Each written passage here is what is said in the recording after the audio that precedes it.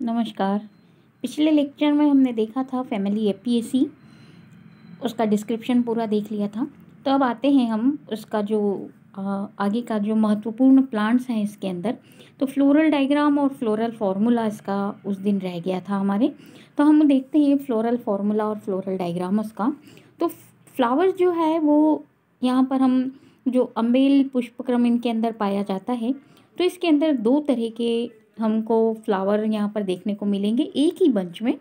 तो जो फ्लावर यहाँ पर केंद्रीय पुष्प जो मतलब जो अम्बेल है उसके केंद्र में, जैसे आप ये यहाँ पर ये जो फ्लोरल बंच है अम्बेल पुष्पक्रम का, तो इसके अंदर ये जो सेंटर में फ्लावर होंगे यहाँ पर अंदर सेंटर वाले फ्लावर जो हैं वो एक्टिनोमार्फिक होंगे, और जो ये पेरीफेरी में इसके बाहर की तरफ जो पेरीफेरी में पाए जाएंगे ये फ्लावर जाइगोमार्फिक होंगे।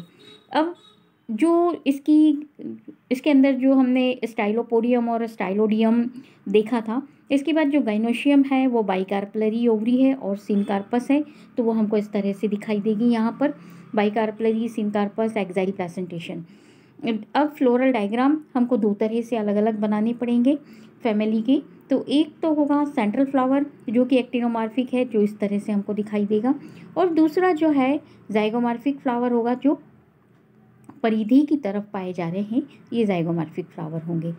इनके अंदर कंडीशन सारी समान होगी, दोनों ब्रैक्टिएट होंगे, सिर्फ अंतर सिर्फ इतना सा हो जाएगा कि ये जो पोस्टीरियर एंटीरियर साइड वाला जो इनका पेटल है ये बड़ा हो जाता है, जिसके कारण से इनकी स्थिति जाइगोमार्फिक हो जाती है।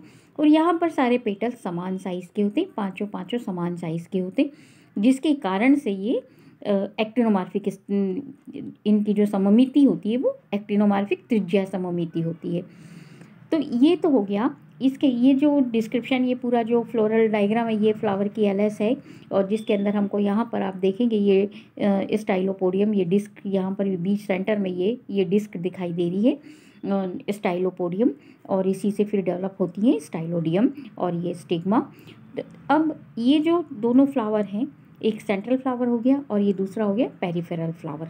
तो ये जो पूरा डायग्राम है सिस्टमेटिक, ये पूरा ये डायग्राम है आपका अम्बेलिफेरी के अंदर कोरिएंड्रम का। इसके बाद आते हैं हम, ये जो दूसरा है सेंटेला, इसी की एक स्पीशीज़ है ये सेंटेला। इसके अंदर हमको कुछ इस तरह की ये स्टाइलोपोडियम और ये जो स्थिति है हम उसको इस तरह से प्रदर्शित करते हैं। ये जो डिस्क पाई जाती है वो कुछ इन लार्ज, और ये स्टाइल्स जो है वो फॉल्स हमको दिखाई देती है, तो वो हम कुछ इसको इस तरह से शो करते हैं यहाँ पर। और ये कैलिक्स है, ये सेपल्स, पेटल्स, एंड्रोशियम।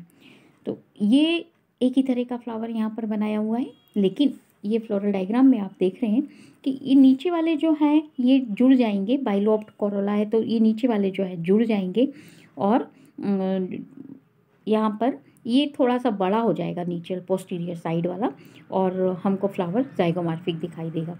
ये यहाँ पर आप देख रहे हैं पुष्पी सूत्र, जिसके अंदर हमने लिखा है फ्लोरल फार्मूले में सेंट्रल फ्लावर जो है एक्टिनोमार्फिक है, बाकी सारी सिमिलर स्थितियां हैं। कैलिक्स 5 है, सेपल्स 5 है, मतलब सेपल्स 5 है, पेटल्स 5 है, एंड्रोशियम 5 है, gynoecium, bicarpellary ovary, syncarpous and inferior ovary है।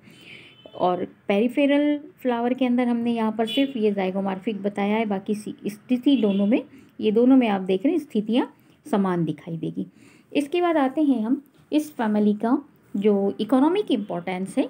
इकोनॉमिक रूप से फैमिली थोड़ी इसके पहले जो इसके अंदर फ्रूट पाए जाते हैं, तो फ्रूट साइजोकार्पिक फ्रूट पाए जाते हैं, या फिर क्रीमोकार प्रकार का फ्रूट पाया जाता है।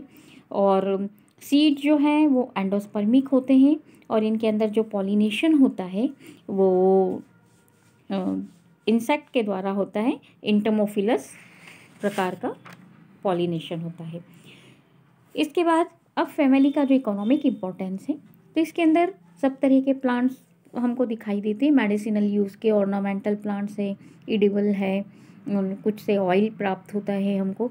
तो सबसे पहले आते हैं हम ऑर्नामेंटल प्लांट्स के रूप में। तो ऑर्नामेंटल प्लांट्स के रूप में इरिंजियम प्लेनम, एंजेलिका ऑर्केंजिला, ट्रैकिमीना सीरूलियो, पिम्पिनेला डायोका, जिसे लेडीज लेस भी कहा जाता है। तो ये जो प्लांट्स हैं ये ऑर्नामेंटल प्लांट्स के रूप में उपयोग में आते हैं। इसके बाद जो मसाले, इस फैमिली में हमको ज़्यादातर प्लांट्स सारे मसाले वाले मिलेंगे। सौंफ है, जीरा है, धनिया है, अजवाइन है, अजमूद है, ये सारे मसाले वाले जो प्लांट्स हैं इसके अंदर पाए जाते हैं। जैसे जीरा, क्यूमिनम साइमिनम, फिनिकुलम वल्गरे, सौंफ, कोरिएंड्रम सटाइवम धनिया, कैरम करवी जिसको स्याही जीरा हम कहते हैं, जो गरम मसालों में काम में आता है,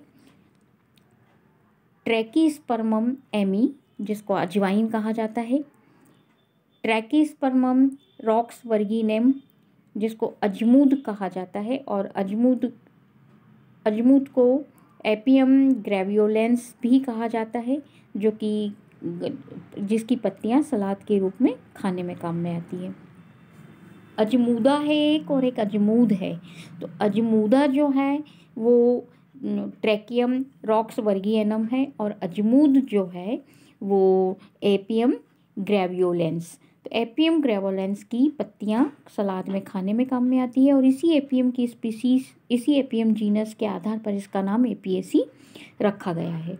फिर इसके अंदर जो एडिबल प्लांट्स हैं वो है पेट्रोसेलिनम क्रिस्पम, जिसकी पत्तियों को सलाद की तरह खाया जाता है।